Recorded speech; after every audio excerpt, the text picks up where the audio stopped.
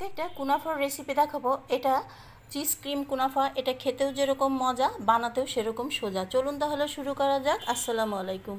এখানে আমি 1 প্যাকেট মতো লাচ্ছা সেমাই নিয়েছি। লাচ্ছা সেমাই দিয়েই এই কুনাফাটা বানানো হবে। আপনারা সেমাইটা একটু ভালো ব্র্যান্ডের নেওয়ার চেষ্টা করবেন, কারণ সেমাইয়ের উপরে এই কুনাফাটা কিন্তু টেস্টটা ভালো হয়। অন্যদিকে আমি একটা ননস্টিক প্যান নিয়েছি। এই ননস্টিক প্যানটা কিন্তু এখন ঠান্ডা অবস্থায় আছে। এখানে আমি কিন্তু বাটার লাগিয়ে নিচ্ছি। এইভাবে কিন্তু আপনারা বাটারটা লাগিয়ে নেবেন। বাটারেই কিন্তু এটা টেস্টটা বেশি ভালো হয়। আমার বাটার লাগানো কিন্তু শেষ হয়ে গেছে। এখন আমি লাচ্ছা সেমাইটা এর উপরে দিয়ে দেব। লাচ্ছা সেমাইটা এরকম আপনারা সুন্দর করে একটু চেপে চেপে দিয়ে দেবেন।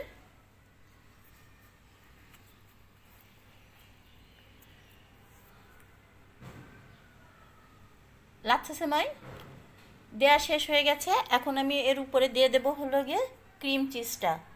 ক্রিম চিজটা আমি বাসায় বানিয়েছি। এটার রেসিপিও আমি খুব তাড়াতাড়ি দিয়ে দেব। এই চিজটা কিন্তু খেতে খুবই মজা লাগে।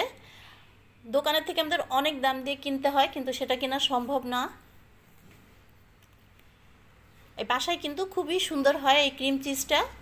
এটাই আমি সেই সেমাইয়ের উপরে দিয়ে দিলাম। সুন্দর করে চারিদিকে আপনারা একটু ছাড়িয়ে নেবেন।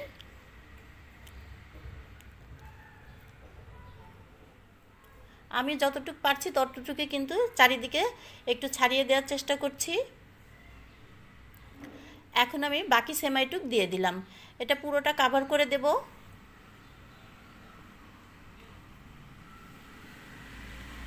এটা বানাতেও কিন্তু খুবই সোজা আর খুবই মজা খেতে। যতটা পারবেন ততটাকে কিন্তু ঢেকে দেবেন সেমাই দিয়ে।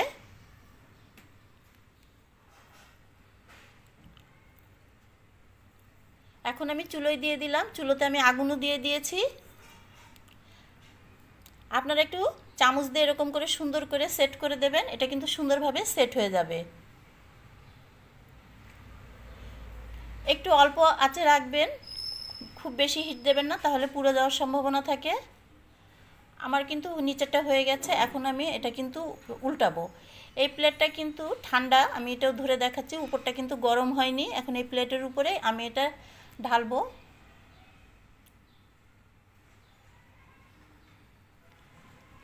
দেখুন কতটা সুন্দর আর কতটা কালারটা ভালো লাগছে দেখতে।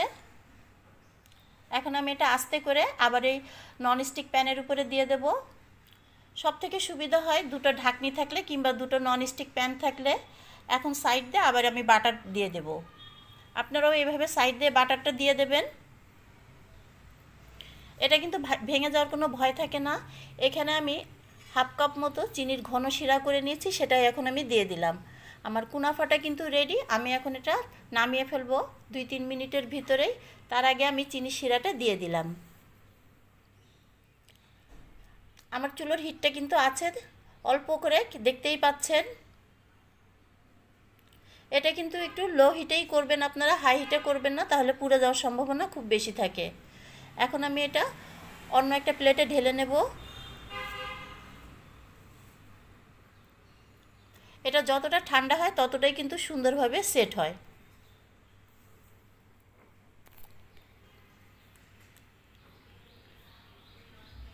আমি সার্ভিং প্লেটে ঢেলে নিয়েছি। দেখতেই পাচ্ছেন জিনিসটা কতটা সুন্দর। যদি আপনাদের এই রেসিপিটা ভালো লাগে তাহলে অবশ্যই একটু লাইক, কমেন্ট, সাবস্ক্রাইব করে দেবেন। দেখা হবে পরবর্তী কোনো একটা রেসিপি নিয়ে।